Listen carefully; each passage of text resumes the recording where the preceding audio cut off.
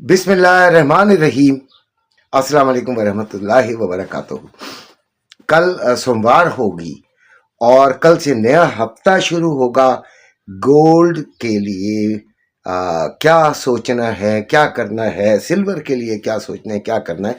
बहरहाल सिल्वर के लिए ना मैं ज़्यादा सोचता हूँ और ना मैं ज़्यादा करता हूँ, लेकिन गोल्ड के मुतालिक आपको ज़रूर कुछ ना कुछ बताने की कोशिश करूँगा कि आप तक जो अपने देखें। मैंने बड़ी वीडियोस देखी हैं यार, ये कल तो मैंने बहुत ही देखी हैं। टिकटॉक पे तो खास तौर पे एक ज़मीर होता है, ज़मीर आपको बता देता है कि आप गलत हैं या सही हैं। तो जब भी वीडियो भी बनाएं, कुछ भी करें, कैसे भी करें, मैंने सब लोगों की, बहुत सारे लोगों की देखी हैं। मैं किसी का नाम नहीं लूंगा। याद भी रखिएगा कि मैं अंकल हूं, किसी की बुराई भी नहीं करूंगा। बुराई करूंगा तो फिर तो मेरे बुजुर्ग होने का कोई फायदा ही नहीं है। ठीक है, मैं बता रहा हूं कि एक होता है ज़मीर। अगर ज़मीर आपका मुतमईन नहीं है, आप अपने ज़मीर से पूछें कि आप जो बता रहे हैं वो गलत है या सही है, तो आप कभी भी बड़ी बड़ी हाँकेंगे नहीं। ये चंद थोड़े से व्यूज, चंद छोटे से ग्रुप की खातिर, थोड़े से रेफरल की खातिर ना करें यार। ठीक है, अच्छा जी, ये मेरा पैगाम सब उन बच्चों के लिए। देखें, जो अल्लाह पे तवक्कल करता है उसके लिए कोई प्रॉब्लम होती ही नहीं है। उसका ग्रुप छोटा है, उसका ग्रुप बड़ा है, उसके पास व्यूज आ रहे हैं, उसके पास से सब्सक्राइबर जा रहे हैं, वो तमाम चीजों से बिल्कुल मुबर्रा होता है। वो सिर्फ और सिर्फ अपने जमीर के मुताबिक बात करता है। गोल्ड 5171 पे बंद हुआ है। जो रेट है वो 5,21,000 पे बाइंग और 5,24,000 पे सेलिंग हो रही है। ये पीस की, जबकि रवा 5,13,000 रुपए में बाइंग और 5,15,000 रुपए में सेलिंग हो रही है। देखें, मुझे कल भी एक बच्चे ने कहा कि आप यार रेट गलत बताते हैं। तो ये पाकिस्तान गोल्ड रेट है जी, ये चेक कर लीजिएगा। इसको मैं देखता हूं, क्योंकि मैं मार्केट में नहीं बैठा हुआ शख्स हूं, मैं हूं एक्चुअली ट्रेडर, ऑनलाइन ट्रेडिंग करता हूं।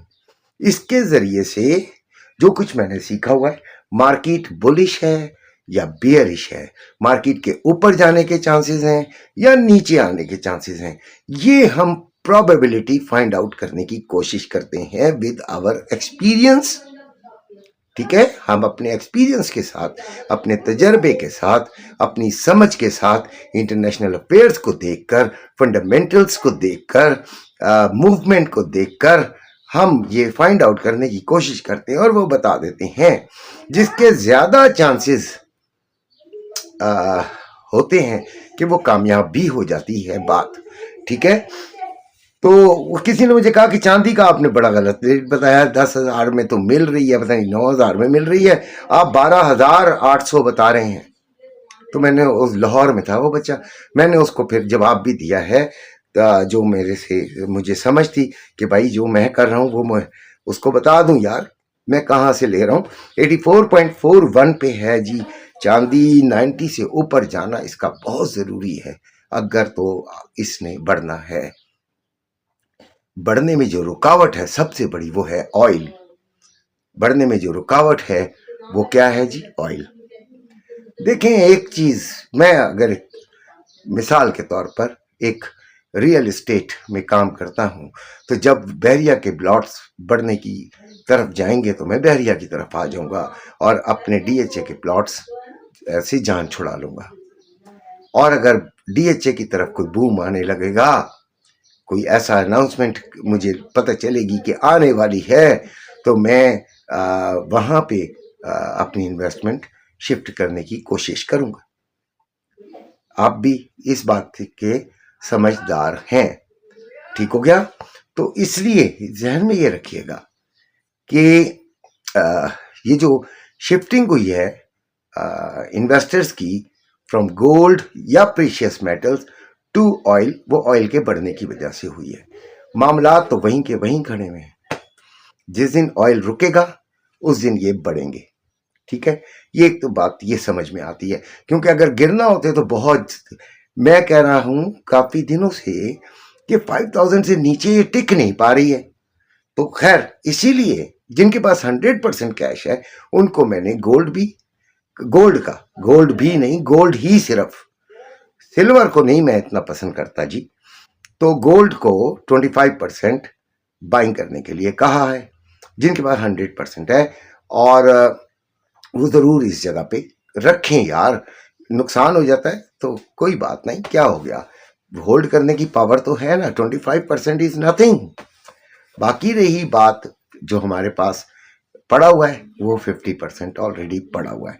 जब ये 50 से ऊपर की क्लोजिंग देगा उस दिन हम फिर 25% खरीदेंगे और फिर निकल जाएंगे इंशाल्लाह, जैसे कि हमारी रूटीन है।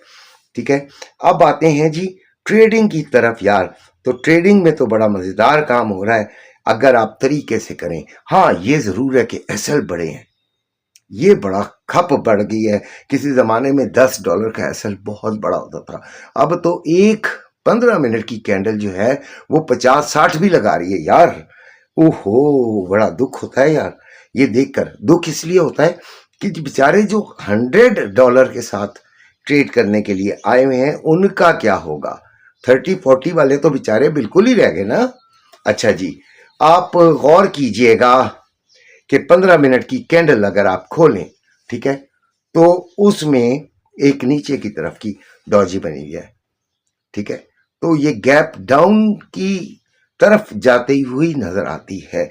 लेकिन एक बात और भी ध्यान में रखिएगा कि ये बिल्कुल अपने रेजिस्टेंस लेवल को तोड़कर खड़ी हुई है। बिल्कुल, अगर आप कैंडल जो है वो रेजिस्टेंस लेवल को तोड़कर खड़ी है। ठीक, तो इससे हम क्या कहेंगे, गैप अप होगा। तो ज्यादा चांसेस मेरी निगाह में गैप अप की हैं।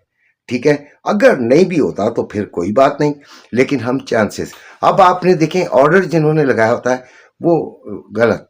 मैं ऑर्डर जो आप लाइव सामने उसी वक्त ट्रेड करते हैं वही सबसे बेहतर है। मार्केट जो है 5200 जो है वो कल मॉर्निंग सेशन तक जा भी सकती है। ठीक है, आज का दिन बड़ा अहम है ईरान और अमेरिका की जंग के हवाले से। सर जी, अगर मैं अमेरिका होता तो मैं तो भाई सुकून से सो भी नहीं पाता। यानी मैं एक, अगर अमेरिका होता, चलें डोनाल्ड ट्रंप कर लीजिए, अल्लाह ना करे वैसे मैं वैसा हूं, लेकिन अगर मैं होता मैं सो ना पाता, इसलिए कि मेरी तो बड़ी बड़ी जो बातें थी वो सब झूठ साबित हो रही थी। ठीक है, तो मैं तो फिर कोई ना कोई बेचैन होकर कोई ना कोई ऐसी हरकतें कर जाता, तो वो करने के लिए अभी तैयार ही होगा। उसकी नेचर है कि वो हार मानने के बजाय अपना और कबाड़ा करने की तरफ जाता है। तो उम्मीद यही है कि मार्केट जो है वो 5200 में दाखिल हो जाएगी। अपना बहुत सा ख्याल रखेगा। किसी को ट्रेडिंग में मेरे साथ आना है तो नंबर मौजूद है, वो जरूर रब्ता करें। शुक्रिया।